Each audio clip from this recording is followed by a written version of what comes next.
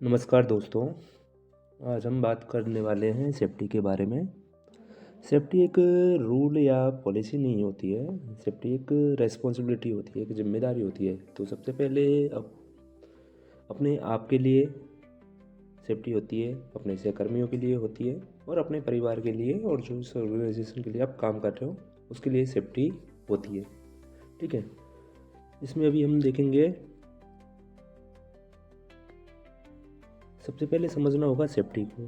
Safety का मतलब होता क्या है। सेफ्टी होती है आपको जो इंजरी से प्रिवेंट करती है, जो आपकी बीमारी होती है उससे आपको बचाती है, जो आपकी प्रॉपर्टी होती है उसको डैमेज होने से बचाती है, उसको हम सेफ्टी बोलते हैं। सेफ्टी कोई रूल या वो नहीं है, एक पॉलिसी नहीं होती। सेफ्टी एक माइंडसेट होता है। यदि आप एक अच्छा माइंडसेट लेकर के चल रहे हैं तो आप अपनी सेफ्टी कर सकते हो, अपने सहकर्मी की सेफ्टी कर सकते हो और जो भी ऑर्गेनाइजेशन है उसकी सेफ्टी कर सकते हो। तो इस चीज़ को हमको विशेष करके ध्यान में रखना होगा। अगला हो गया डेफिनेशन ऑफ सेफ्टी। हर विषय में, हर इंसान के तरीके से, हर ऑर्गेनाइजेशन की तरफ से सेफ्टी की डेफिनेशन अलग अलग हो जाती है। बट सेफ्टी का सिंपल मतलब होता है किसी भी व्यक्ति को इंजरी, एक्सीडेंट या लॉस से बचाना। ये आपका हो जाता है सेफ्टी।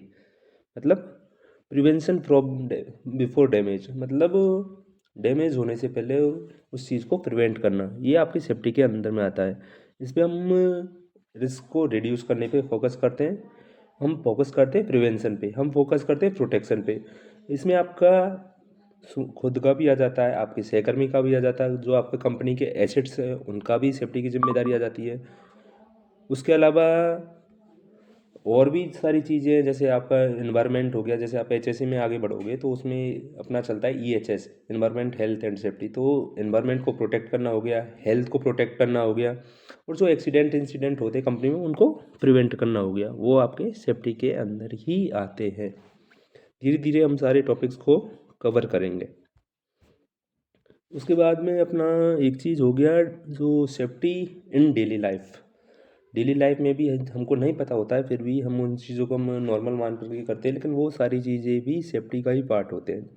जैसे कि बाइक राइडिंग करते समय हेलमेट का उपयोग करना, कार चलाते समय सीट बेल्ट का उपयोग करना, और जो भी अपने इलेक्ट्रिकल स्विच वगैरह होते हैं, जो अप्लायंसेस होते हैं उसको बंद करना, चालू करना, वो सारे सेफ्टी में आते हैं। आप जैसे घरों में भी देखते होंगे कि अपन एमसीबी वगैरह लगवाते हैं, वो इसीलिए लगवाते हैं ताकि शॉर्ट सर्किट ना हो। यदि कुछ ऐसी कंडीशंस आए तो वो पहले ही ट्रिप होकर के एक बड़ी दुर्घटना को होने से पहले रोक देती है। ये सब सेफ्टी का ही पार्ट है। जैसे हम कोई मटेरियल हैंडल कर रहे हैं या कुछ कर रहे हैं तो हैंड ग्लव्स का उपयोग हम कर रहे हैं, तो वो एक सेफ्टी का ही पार्ट है। ठीक है, अभी अपना नेक्स्ट स्लाइड देखते हैं। ये हो गया work place safety includes. Work place में हमारी क्या सेफ्टी रहती है। सबसे पहले एक हम बात करेंगे हायरार्की ऑफ रिस्क कंट्रोल की।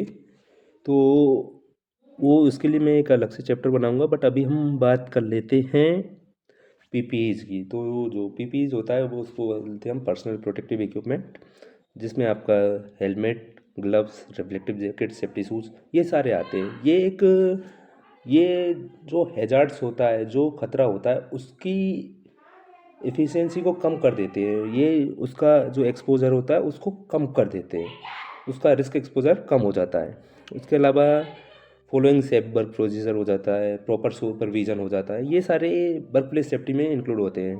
रेगुलर सेफ्टी ट्रेनिंग हो गया, या अपन मॉर्निंग में काम शुरू करने से पहले टूल वर्क स्टॉक हो गया, या फिर हैजार्ड आइडेंटिफिकेशन करने पहले ही, जो हम रूटीन जॉब करने जा रहे हैं तो उसमें पहले ही खतरे की पहचान कर ले, फिर उसके बाद में जो उसमें जो भी रिस्क आता है उसका हम असेसमेंट कर ले, फिर उसको कैसे हम एलिमिनेट करते हैं, सब्स्टिट्यूट करते हैं, उसको हम हायरार्की ऑफ रिस्क कंट्रोल में देखेंगे। अगला हो गया इम्पोर्टेंस ऑफ सेफ्टी। सेफ्टी का क्या महत्व है। बोला जाए तो सेफ्टी का बहुत बहुत महत्व है। जैसे कि सबसे फर्स्ट हो गया ह्यूमन लाइफ। ह्यूमन लाइफ से मीन्स हो गया जो व्यक्ति के जीवन से बड़ा कुछ भी नहीं होता है। और सेफ्टी में सबसे बड़ी चीज़ यही होती है कि एज ए सेफ्टी प्रोफेशनल आप साइड पे ह्यूमन लाइफ को प्रोटेक्ट करते हो, किसी को डैमेज होने से बचाते हो, किसी को मतलब चोटिल होने से बचाते हो, किसी को बीमार होने से बचाते हो। दूसरा हो गया आपका फाइनेंशियल लॉस। जब हम काम को किसी सेफ्टी से नहीं करेंगे तो उसमें होता क्या है कि दुर्घटना होगी, और दुर्घटना होगी तो बेसिक सी बात है कि फाइनेंशियल लॉस भी आपको होगा। उसके अलावा भी अगला पॉइंट हो गया लीगल कंप्लाइंस। लीगल कंप्लाइंस से ये हो गया कि कोई भी ऑर्गेनाइजेशन को चलाने के लिए और जो हमारी गवर्नमेंट है उसने अपने अपने रूल्स बनाए हुए हैं, जैसे फैक्ट्री एक्ट 1948 हो गया, या boiler and other construction worker act 1996 हो गया।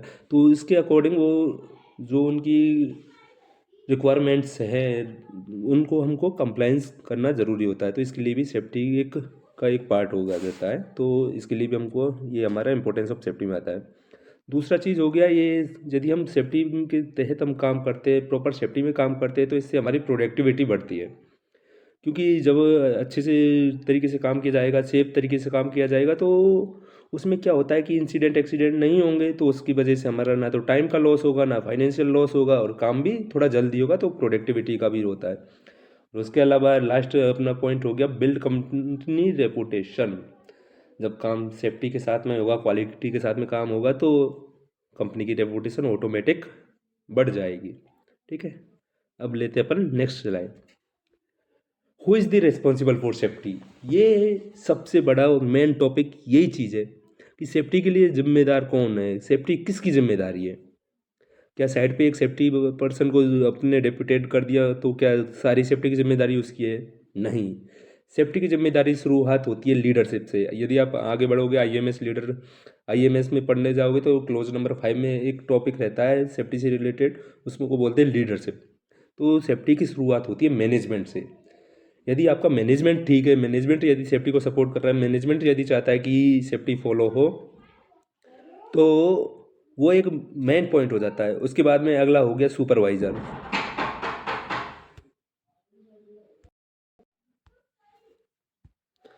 मैनेजमेंट भी अपना एक बड़ा रोल निभाता है। उसके बाद में जिम्मेदारी आती है सुपरवाइजर्स की।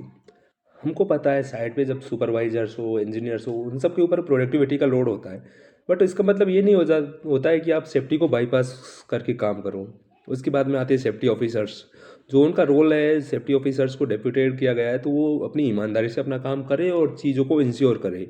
यदि कोई भी अनसेफ एक्ट, अनसेफ कंडीशंस को वो नोटिस कर रहे हैं, तो उसको राइज करे, उसको मैनेजमेंट तक पहुंचाए, उसको रेक्टिफाई करवाए, ताकि करेक्टिव एक्शन सामने आ सके और कोई भी अपना वर्कर्स हो, कोई भी लोग हो, उसको अपन डैमेज होने से, उनको इंजर होने से पहले बचा सके।